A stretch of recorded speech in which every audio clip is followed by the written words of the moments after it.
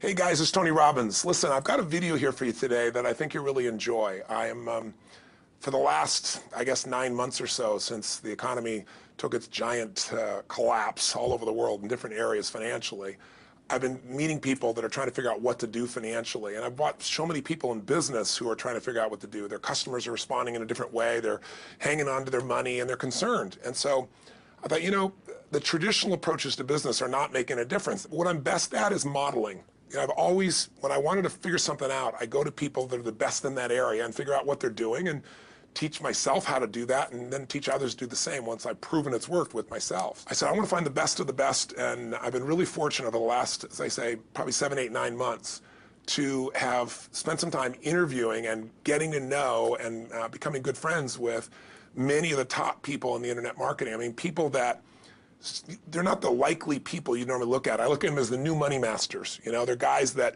you know, they didn't have the traditional education, and ladies that didn't, but they found a way to add value. So whether you're looking for, you know, opportunity to figure out how to have a second income stream, or you have some form of business you're considering being in or you're in and you want to learn some tools, I thought I'm going to create some great products for this, but I thought I'd just send you out first a neat little interview that I did with them. These guys called me up and said, can we come by? I'd love to chat with you. And I said, well, we're going to chat. Let's put it on film. So we just knocked around, and what they wanted to ask me was, look, you know, we spent enough time with you. We know you know how to get people to take action. I said, well, come on over and let me kind of get inside your heads a little bit. Let me see why you follow through. Why do so many people say they're going to do something and then never follow through? And a few people do something inside their head and heart that gets them to follow through. So I just thought you might enjoy this conversation we've had. It's with Rank Kern and John Reese, two of the best in this industry. And you know, I think you'll find it interesting. Maybe you'll be triggered a little bit to think about what will get you to follow through too. So this is my little gift to you. I hope you enjoy. We got the dialing. Thanks. Tony, what's up? Good thing, man. How about you? I'm good. Listen, we've got a serious issue that I think is affecting our market, and we need your help. We actually don't know if we can solve this problem, but we think that you can. So we want to barge in today. We're kind of riding around anyway. I know you're shooting and stuff, but if you got a couple minutes so we can pop by, that sure would be helpful. Okay, well, I'm honored. If you help me. Come on over. I look forward to seeing you. Okay. See you, man. All right, man. Bye. Look forward to seeing you, John. Bye-bye. Yep, that's it. So why are we in a hotel anyways? They use this place a lot to shoot stuff because it's got a really nice background. Oh, so really it's nice outdoor filming stuff. different guests and interviews Yeah. and TV commercials? Hey, man. How's it going? Come on in. All right. Thank you. Hey, Hey, Tony. guy. What's up? How you doing, man? What's all this? Doing a little leadership filming, man. That's awesome. Good to see you. All right. Thanks for having us, man. Yeah, you did. Well, come on in. I'm curious to what this major problem is that you're going to see me right away about. This sounds like a setup to me, It's man. a setup, yeah. I told John it was an intervention about his glue sniffing problem. Well, come over and sit on my lap. Yeah, buddy. exactly. So we were doing some talking, and the big problem in our industry, we think, is a bit of a mystery. No one has the exact answer. We were actually talking about trying to figure it out, that, you know, so many people in our market get these courses that, you know, him and I both, for our own respective businesses, spend hours and hours of time, you know, recording these, you know, building these education products, these training products to show people how to grow a business or build a business. But there's this large segment of our customers in our market that we're in that really don't get results. They don't do anything, or they're just, you know, for whatever reason, it's not for them. It's just, you know, we were just talking about how great it would be if there were just, you know, so many more success stories, right? Like If everyone who actually bought stuff, not necessarily just our stuff, but all of the stuff within our community, if the people who bought it, if everyone who bought it just actually used it, you know, and just followed the directions and followed through, how amazing that would be, like what we would accomplish as a community as a whole if that happened. So our challenge is, what needs to happen, what kind of shifts need to happen to get people to follow through, to get people to actually use the products? You're talking about the same mystery that people have of, you know, why does somebody, you know, get that fat or they're out of control and they hate themselves, but then they go have another piece of chocolate? Or, you know, why does the person who's just, the doctor just told them they have cancer, lung cancer, and said you've got to stop smoking, and some studies show 70% of people keep on smoking. So you're not talking about a minor issue here, right? It's part of life. But there is an answer, because there are people that do follow through, and there are people that never did before, and then they never follow through in their life, and now finally they break through. And that's what I try to focus on, is what those people do. Yeah. You know, in my case, in the business world, I look at people like you, people like Dan Kennedy. Yep. What do these guys do? Okay, I'm just going to do that to the best of my ability. And sure, you know, it's like, well, oh no, I can't write copy as well as Dan Kennedy, or I don't have as much energy and drive as Tony Robbins. Well, but you didn't start. So like, what? You didn't start out as Frank Kern. You didn't start out who you are. You started out trying to make how much? Come on. $300.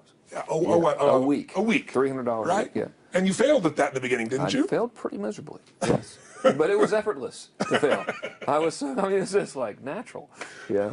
But truthfully, you went from $300 to, I remember you said your first time you believed, if I remember, was when you made like $2,500 in like 4 or 5 days when I was on vacation. While you're on vacation. That was when the true internet marketing dream was realized, you know, Right. because I sold a downloadable product and I wasn't even there. I didn't have to ship anything. I was like, oh my God, this was so great, you know.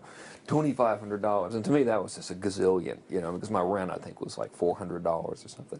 And when you've told me that story before, and you just did it again, and you get you big grin on your face. Right. You get more excitement on your face than when you talk lights about up. doing 18. Than when you talked about doing the 18 million, which I know you're proud as hell of, and you didn't get all the money, but you made 18 million bucks for somebody in That's pretty 24 good. hours, right? Yeah. But look at your face.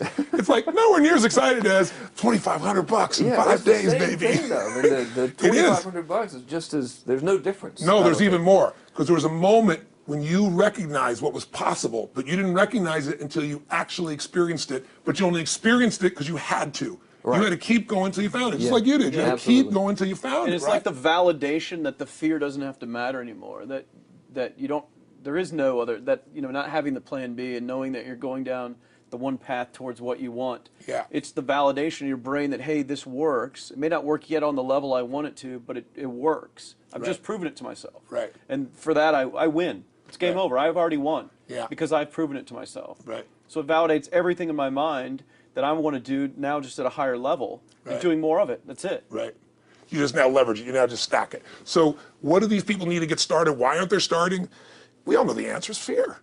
But the difference with you guys or me or anybody who's followed through is we're more afraid of what life would be like if we don't follow through than the person who's willing to settle for what they got and kind of hope it'll change and maybe purchase something for the moment and then not follow through on it. It's almost like people, overachievers, have a little more fear. They're a little more afraid of missing out. They're afraid of not being there, or they got a strong enough reason to follow through. So I'd say if you're looking at home, you want to give somebody some value, go, where do I start? I'm sick of this. That's a damn good place. That's probably why they bought the product in the first place, but now to they're escape not. from that for just a minute. What's that? They bought the product to escape from that state. Just for a moment. minute, yeah. So, because well, guess what? What makes people excited is progress. You don't have to be at the goal yet to feel alive again. You have to make progress. And the first step to progress is making a decision and buying the product. But then they don't do the second step, which is open the damn thing up. I think another powerful distinction that you're hitting on here is the fact that a lot of people that have breakthroughs in their lives, like including Frank and I both in different, success stories, situations, whatever you want to call them, is that, people typically hit rock bottom Yeah. before that must is a reality. You're right. So in thinking of that, because a lot of things as well, like we hear in marketing, like if you had a gun to your head right now and you had to make money in the next, 48 hours, what would you do? And that really resonates with people. But so I just wanted to bring this into the conversation because I think a big part of the market of all these people aren't people that have their backs completely against the wall yet. That's right. Okay, so they're not in a must situation yet.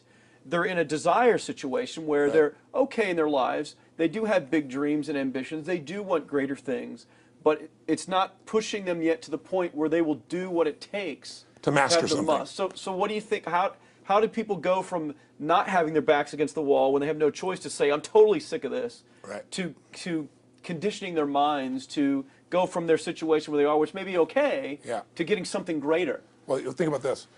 What pisses you off and what excites you is all relative. $300 a week, no, $2,500 excites him more, that memory to this day, than even the $1 million, he did in his first 24-hour version, right? Or you breaking the 4-minute mile, $1 million. That must have been out of your mind. Tell me about that for a second. What did that feel like? You make $1 million in 24 hours. Nobody in history of the internet's done it. Euphoria. Yeah. It was unbelievable. What was your? It wasn't even about the money. That's It's just exactly weird. right. That's exactly It wasn't right. really about the money. No, it wasn't. I wasn't thinking like, oh, that's how many cars I can buy. Or, No. it just wasn't. It was just breaking through like another like barrier of progress. So at that point, it wasn't about your back to your wall. At that point, what it was really It was about... a further point for my fear, is what it really was. Further point for your fear, and for some people, and I think in some cases, it's also a recognition of who I am and what I'm capable of. So for somebody whose life is already great, this is about, what if I could take on another skill that could create more freedom for my life? And just saying, I'm not having to go out and try and do it all perfectly right now. What I'm going to do for the next 8 weeks, I'm going to create a little ritual. I'm going to do one thing a day to condition my mind, right, so that I get strong, so I follow through. I'm going to read something. I'm going to listen to something. I'm going to immerse myself. I'm going to go for an intense jog, or I'm going to go lift weights, but I'm going to do it consciously to get in a state where I'm going to follow through. That's number one, because people follow through when they're in state.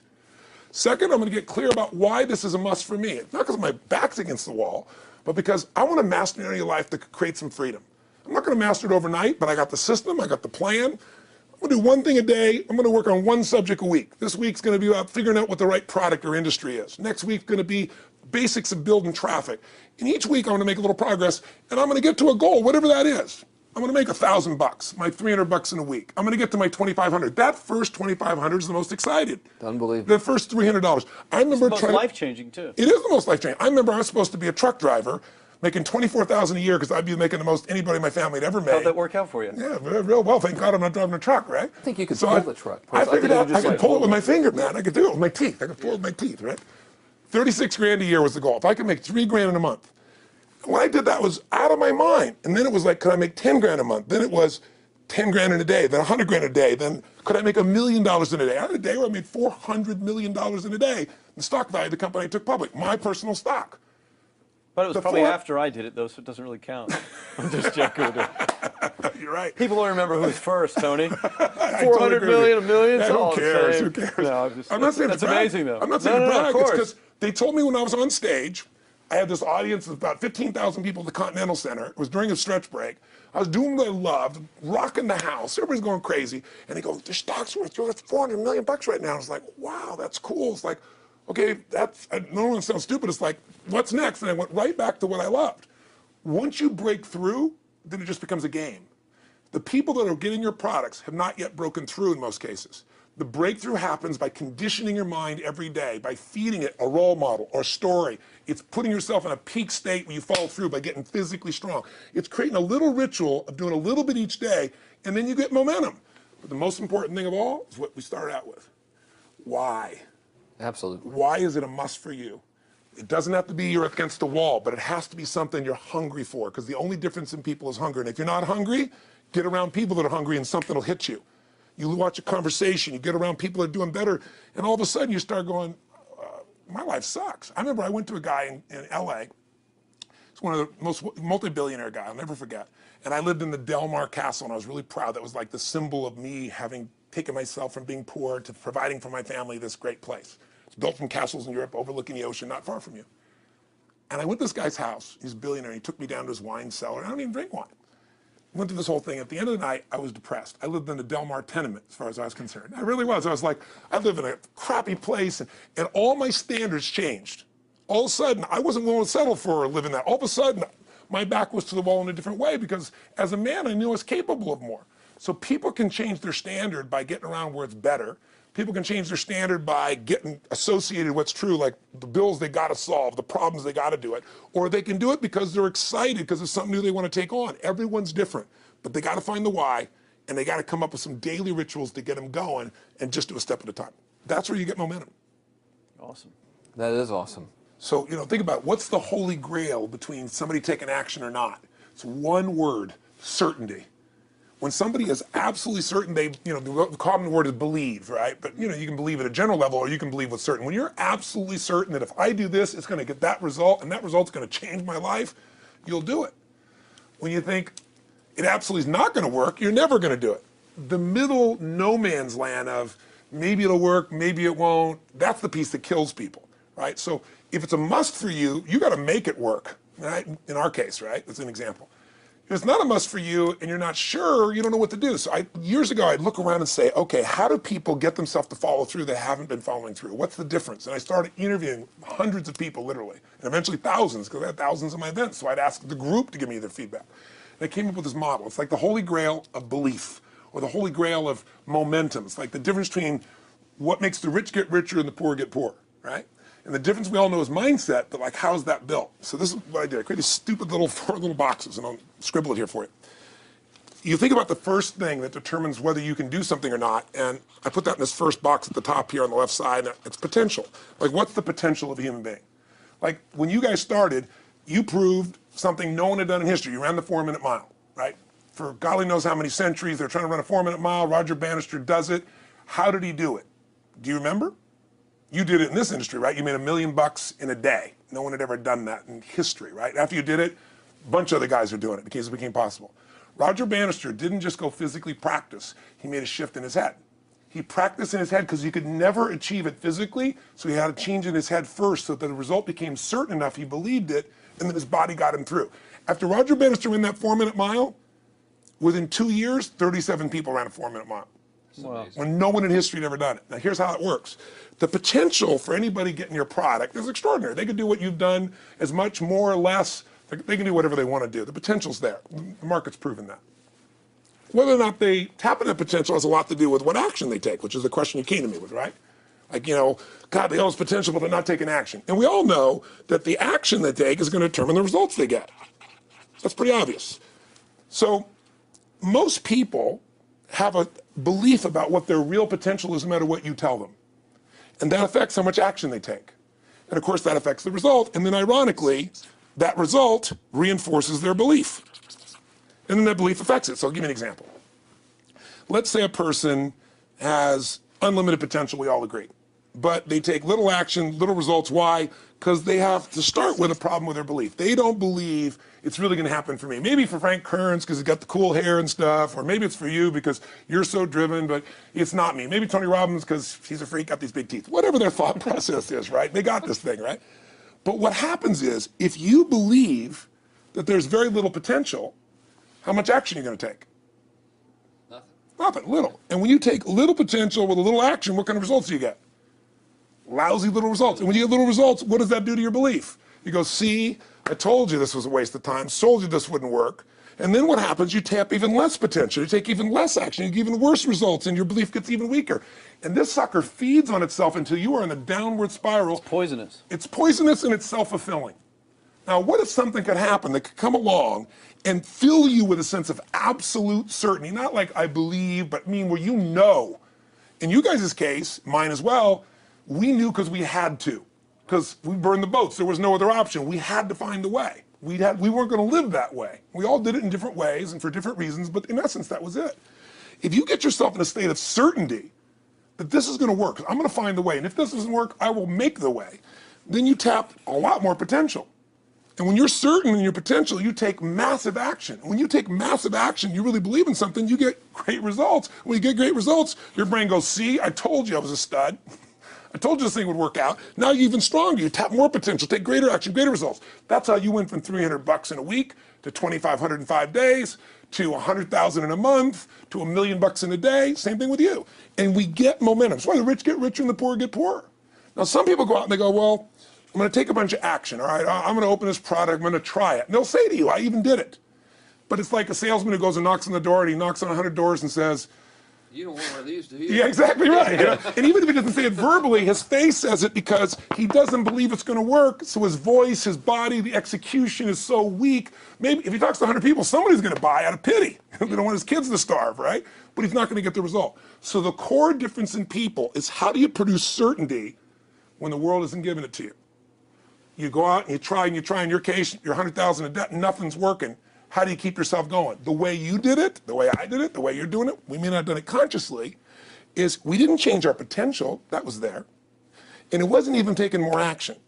Taking more action with a belief it's not going to work, it's not going to change anything.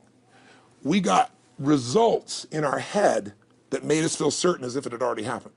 True or false for you? True. Right? So give me an example so people know I'm not just making this crap up. Well, I mean, just like when I had nothing, I already knew I was driving like Ferraris and Porsches and stuff because I always wanted those cars. I already knew I was going to have them. It was inevitable. Right. I inevitably, that was just my inevitable outcome. But how did you do that? Did you have a ritual? Did you think about it regularly? Was it one time you thought about it, or was it something you had an obsession towards? I had an obsession towards it. I mean, I used to work at a video store, which is the last job I ever had in my life. Thank God. And I used to go to work almost every day, and I used to bring 2 magazines with me to read on my breaks.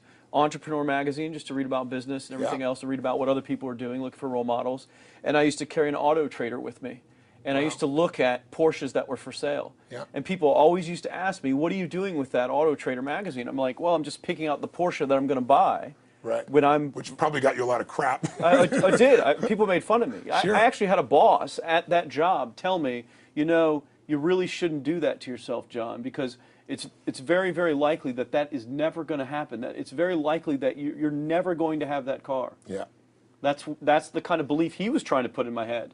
And I was like, no, you don't realize that it's inevitable that I will drive here sometime in the near future with that car when I'm not working for you and drop movies off for you to put back on the shelf. And that actually happened. And it was one of the most fulfilling days of my entire life. And the great thing was when I pulled up in this car, I was in my mid-20s, a car that most mid-20s... What kind of car was it? It was a Porsche 911 Turbo. It was a convertible and everything. It was a beautiful car. It was one I always dreamed of having. But, for a few years I always circled the ads of which ones I was going to buy. Well, when I finally got it and I pulled up at the store, I had all these people, some people that were still working at this $7 an hour job were there years after I left. And I'll never forget this, even the boss and stuff, and the reaction of the people was like, wow, that is awesome. Yeah. Is that your dad's car? And all I said to them was, not exactly. Good for you. And I just smiled and just left. But it was, it's the weirdest thing, but I just knew it was going to happen. But you knew it because I conditioned myself to you did it over and over again. When I was in high school, I was not a popular kid, but I was passionate and intense, and I'll never forget. Some people, some particular girls gave me some crap, and a guy too. And I wrote in their journals or their annual yearbook at the end, I wrote, someday, I said, you treated me like hell. Someday I'll be rich and famous, and you'll be an effing truck driver. And you'll be sitting there, I'll be with with this beautiful woman of my life, rich, and you'll be watching me on television thinking, you wish you would have treated me better. I actually wrote this shit in people's annuals because I went to a 10-year high school reunion when the people showed me this stuff, great. Right? But it's like, I burned the bridges, baby. I was like, this is how it's gonna be. So I'll give you a perfect example of this. They did studies, many have been done at this element, where they want to say, how much does the mind affect performance? So take basketball. Now, I've worked with a lot of NBA players and turned them around, and one of the problems many of them have is they'll choke on the free throw line. Well, everybody knows in that case, if you normally shoot really well and now you're not, something's interfering, something's getting in front of your state, some uncertainty, right? Obviously. So they take a group and say, we're going to make them better. How do you make somebody better who's got this mental block? So they take a group of guys and they're going to do free throws, and they do one group where they just practice for 6 weeks. Totally intense practice, and I forget the number of free throws, but they got to do this many free throws every day. Take a second group, and they have them not practice at all. Obvious. And they take a third group and they don't let them touch a basketball. All they do is have them practice in their mind, but the key is, it's not practice makes perfect, it's perfect practice makes perfect, as corny as that sounds. So these guys see themselves making the shot every single time, conditioning their mind and body that it's perfect every time. They're not interrupted by a reality that would screw with them. So at the end of 6 weeks, they tally it up, and now they give them a test to see who has the highest free throw percentage, success. What do you guess it's going to be? Well, the obvious person says, obviously, it's not the guys that didn't practice, but which one is it? The mind, or is it the ones that actually practice? I'm assuming the mind. Yeah, you would assume it because it's true. Right. You intuitively know the truth, that practicing's not enough. It's getting yourself so certain so many times that now when you go to do it, there's no hesitancy and you execute. It's having that absolute certainty that makes you tap your full potential, take massive action, get massive results, be reinforced having stronger belief. This is what makes somebody a star at anything. It's like Jack Nicklaus, the golfer. Yes. He visualized every shot and where it was going, landing right where he wanted it before he ever hit it. Every single time. And what do most golfers do? Every single time. They just take a practice swing and they kind of hope for the best and point in the right direction and hit it. And some of them, if they've had some bad hits, what are they really focusing on? What I don't want to do. Exactly. And that's the same thing here. So I'll show you a little stupid little physical technique for this. So stand up for a second. You guys going to do this with the camera show? So try this for a second. So just put your feet together. And then put your right index finger straight out in front of you like this, okay? And all I want you to do is I want you to just turn clockwise comfortably as far as you normally turn. Just notice where you naturally stop. Go ahead and turn clockwise. People at home can do this too. Keep your feet straight. Notice where you stop. Come back around to me. Back around to me. Pretty good. Okay, good. Yeah, you're really good at this, right? Drop your hand. Now let's do something really simple. Close your eyes. And you don't even have to visualize, just feel. I want you to imagine your finger coming back up again. And this time, see and feel it coming up. Don't actually make it happen, but feel like it's happening. Imagine in your mind that you're actually doing it. You're seeing it, you're feeling it. And then make it like a game where you turn twice as far this time. Like you're a little kid, you know, somebody measures you and you go, I'm taller, come on, measure me this week. And that desire to do a little further. And then in your mind, do it again. Your feet are straight together, and in your mind, feel your finger coming up, see it coming up, and imagine going 3 times as far this time. And then one more time, bring your finger up, and you're like an owl. Your feet are straight, and you turn all the way around, and it comes all the way around to the front. See it and feel it and enjoy it each time like it's a game, like you can't wait to go further. And you know you do, every time. And when you can feel that, it feels good, then open your eyes, and now put your finger straight in front of you, and turn as far as you can comfortably and see what happens this time. Go. Break my back. Now notice, I don't know if the camera's got it, but you don't even have to ask the camera. You can ask yourselves. Come back around. Did you go further this time, yes or no? A lot further. A lot further. 50% further. 50% Yeah, further. How much further for you? About the same. Yeah. The average person will go 25% further. Now here's the question. We're superior. We're superior pointer. There you go. So You know, your right finger pointer. Thank God. So, did you have the potential to turn as far as you did the second time, the first time? Yes. Why didn't you? I didn't believe it, I guess. We have beliefs about stuff we don't even know we have beliefs. You have an unconscious belief about how far you can turn comfortably. The first time I did it, when I pointed straight back, Yeah. I thought that probably shouldn't even go that far, like it was going to hurt me, or that Yeah. I wasn't capable of going any farther. It's like, And how much further did you go this time? And the camera knows pointed over there, That's about over exactly there. right. Now here's the difference. The potential was there the first time, and you took action, and you got a result. But it was 50% less than what you did later on, and the only difference is they changed your belief. How did I change your belief? We didn't work harder on your potential. We didn't take more action. I got you to see the result in advance. I got you to see it vividly 2 or 3 times, that's all. Of going further, and then your brain went, oh, I know what to do. Boom, it went there. Isn't that what you did by looking at your cars every single day and envisioning it? I mean, isn't that what you did when you created whatever the vision was? It was $300, $2,500, $1 million in a day? Yeah, that's what's missing for these people. They're not getting that execution is everything, but it doesn't happen if you don't get the psychology set of a state of total certainty. And you just change that 50% in 3 minutes worth of visualization. And visualization is only one technique. Because I was like losing my balance with my eyes closed, because I was kind of like lopsided. So I got one good visualization in. The rest of the time I was like, I sure hope I don't fall down on camera with my eyes closed. It's going to look really dumb. I don't have to do it. So you don't even have to be good at visualization. You can still get the improvement. So I want you to get, you ask the question, what is that difference in people? This changes people's certainty. People are uncertain they're going to succeed. They want it, but they're afraid. The best way to deal with a fear is get a big enough reason that makes you have to succeed, or condition yourself where you see it and feel it so often that you're certain that you just do it. That's all it really takes. That's awesome. You know, this worked. I was thinking this while you were talking about going to the Sit down so we can hear. I want to hear this, and we'll go. You were talking about working in the video store and looking at the Porsches and stuff. I used to drive around in my car, doing the cold calling with the credit card machines. And one way that I would avoid cold calling, the pain of like cold calling and knocking on doors and everything, would be to listen to your stuff and listen to Jim Rohn's stuff. Wow. Just drive around, no particular destination, just to listen to it. And strangely, I still like to drive around. I prefer to listen to that stuff in the car for some reason. It's because it's where you got imprinted. I guess. I mean, it's like, well, just drive up and down the coast and check out the ocean. Yeah. So I would drive around, and I would envision myself holding those types of seminars. Wow. And teaching people that kind of stuff. And 3 weeks ago, I was teaching a seminar in San Diego, and I was talking about beliefs and envisioning things, and I had to stop. And I shared with the audience, I was like, you're not going to believe this, but I actually used to envision this very moment of me talking to you right now. So it really, really works. Wow. Definitely works. Makes a difference, I'd say.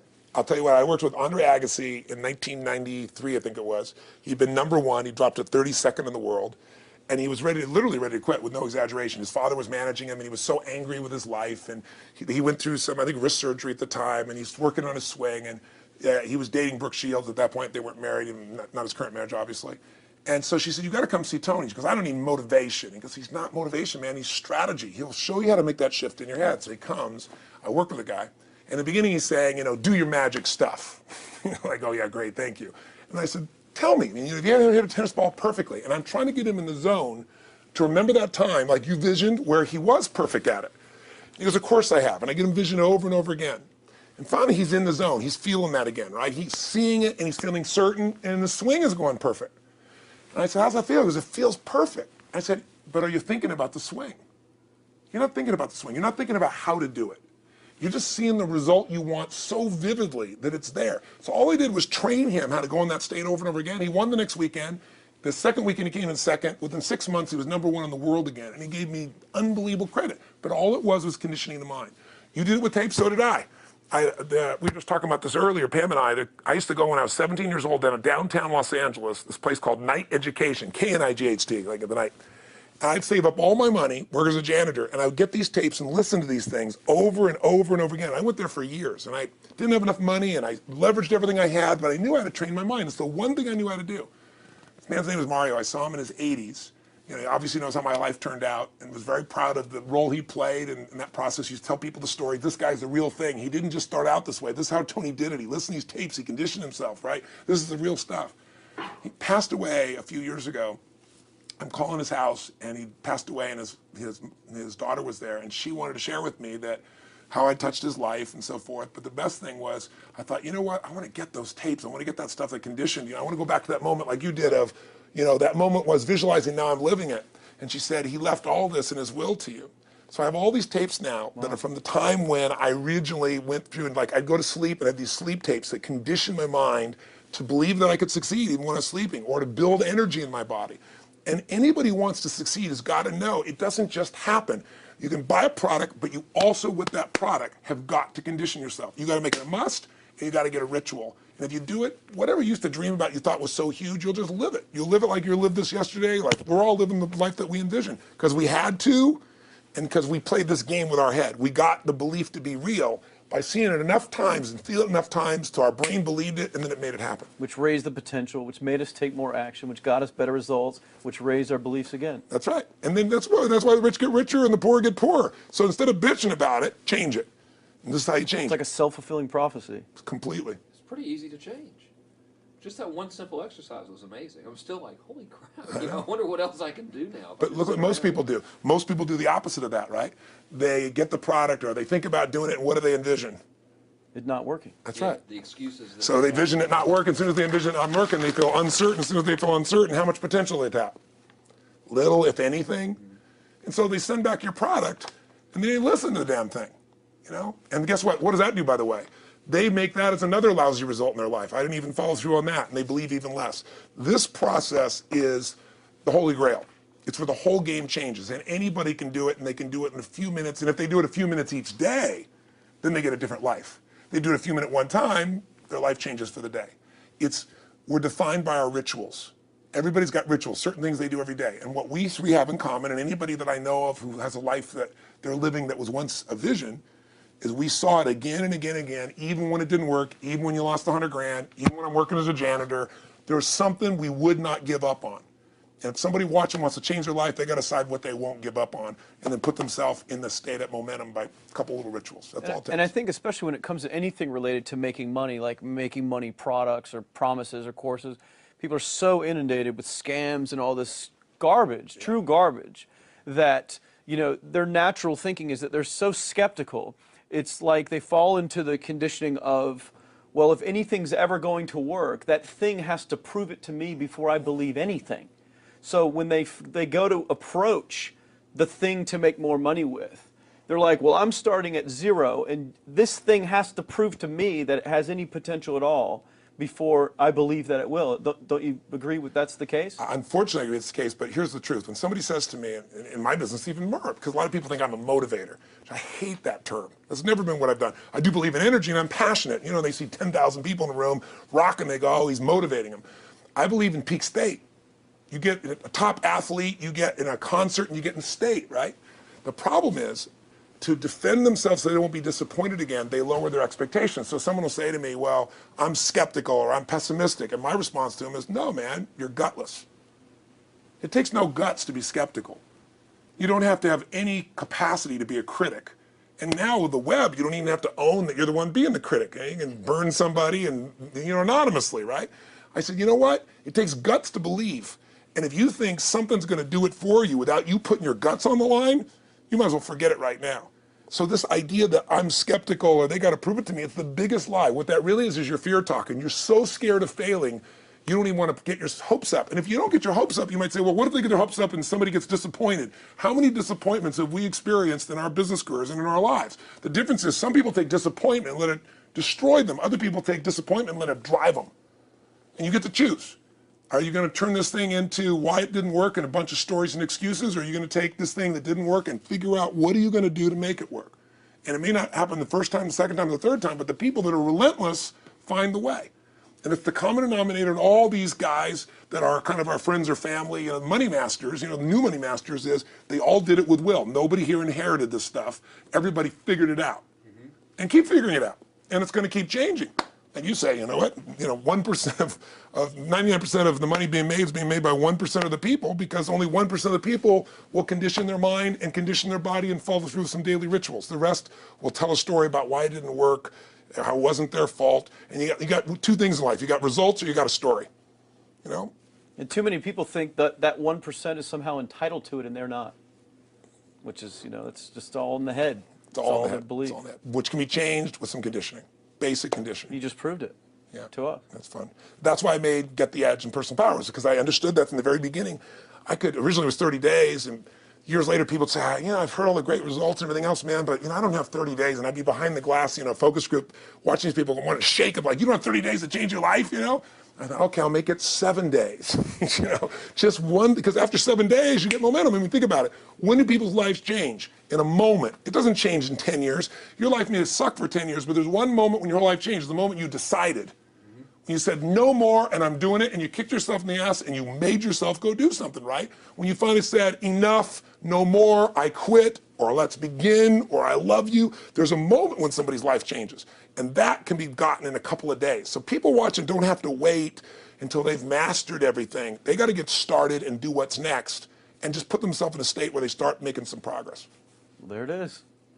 I think that's the answer that can help solve that problem with a lot of people. They'll just pay attention to it. And do it.